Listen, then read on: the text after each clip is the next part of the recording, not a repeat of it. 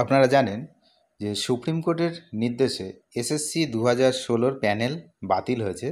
সেখানে শিক্ষক এবং গ্রুপ সি গ্রুপ ডি মিলিয়ে প্রায় 26,000 চাকরি বাতিল হয়েছে। তো এই মুহূর্তে একটি গুরুত্বপূর্ণ আপডেট সামনে আসছে, যেটা এই ভিডিওতে আমরা আলোচনা করব। ডিআই থেকে কমিশনারকে চিঠি দেওয়া হয়েছে, যোগ্য প্রার্থীদের জন্য নতুন আশার আলো কি হতে পারে, এই বিষয়ে কিন্তু আমরা এই ভিডিওতে আলোচনা করব। ডিআই থেকে কমিশনারকে চিঠি, তো এটা একটা গুরুত্বপূর্ণ বিষয়। ডিআই থেকে কমিশনারকে চিঠি দেওয়া হয়েছে কোথা থেকে না, কোচবিহারের জেলা বিদ্যালয় পরিদর্শকের অর্থাৎ ডিআইয়ের পক্ষ থেকে স্কুল শিক্ষা কমিশনারকে পাঠানো একটি চিঠি ঘিরে কিন্তু নতুন আশার আলো দেখছেন 2016 সালের এসএসসি এসএলএসটি এবং আরএলএসটি পরীক্ষার যোগ্য প্রার্থীরা। এই চিঠিটি, যা মূলত সুমন বিশ্বাস এবং অন্যান্য প্রভাবিত প্রার্থীদের জমা দেওয়া একটি ডেপুটেশনের বিষয়ে তাদের চাকরির যে পুনরুদ্ধারের লড়াই, সেই লড়াইয়ের একটি গুরুত্বপূর্ণ প্রশাসনিক পদক্ষেপ হিসাবেই কিন্তু দেখা হচ্ছে।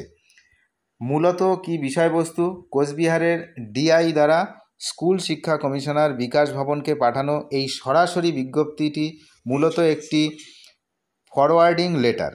এর মাধ্যমে 2016 সালের এসএসসি এসএলএসটি এবং আরএলএসটি পরীক্ষার প্রভাবিত প্রার্থীদের পক্ষ থেকে সুমন বিশ্বাসের নেতৃত্বে জমা দেওয়া একটি স্মারকলিপি এবং ডেপুটেশনের বিষয়টি উচ্চতর কর্তৃপক্ষের নজরে আনা হয়েছে।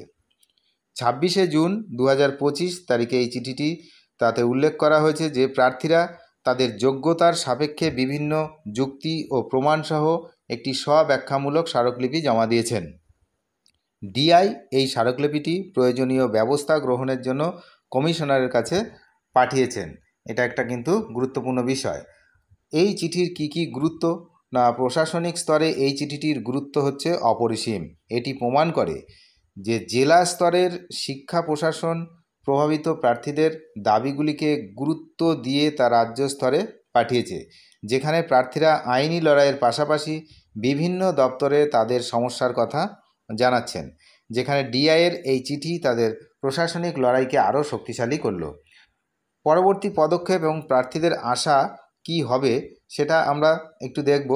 প্রার্থীরা শুধুমাত্র প্রশাসনিক স্তরেই নয়, দেশের সর্বোচ্চ ন্যায়ালয়ের দরজাতেও কড়া নেড়েছেন। আপনারা জানেন যে রাজ্যের তরফ থেকে সুপ্রিম কোর্টে একটি রিভিউ পিটিশন দায়ের করা হয়েছে এবং একই সাথে প্রার্থীরা রাষ্ট্রপতি প্রধানমন্ত্রীর কাছেও তাদের সমস্যার কথা ইতিমধ্যেই জানিয়ে দিয়েছেন।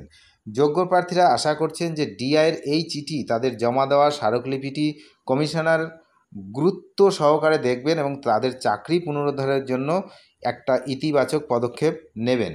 যদিও পুরো বিষয়টাই নির্ভর করছে, চূড়ান্ত সিদ্ধান্ত নেবে সুপ্রিম কোর্ট, তবে এই ধরনের প্রশাসনিক তৎপরতা নিঃসন্দেহে তাদের মনোবল বাড়িয়েছে এবং তাদের যে লড়াই, এই লড়াইয়ে কিন্তু একটা নতুন মাত্রা যোগ করছে।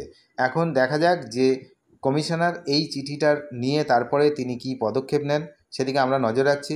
আপনারা নজর রাখুন আমাদের চ্যানেলের দিকে। চ্যানেলে যারা নতুন তারা অবশ্যই চ্যানেলটিকে সাবস্ক্রাইব করে সঙ্গে থাকবেন। ধন্যবাদ।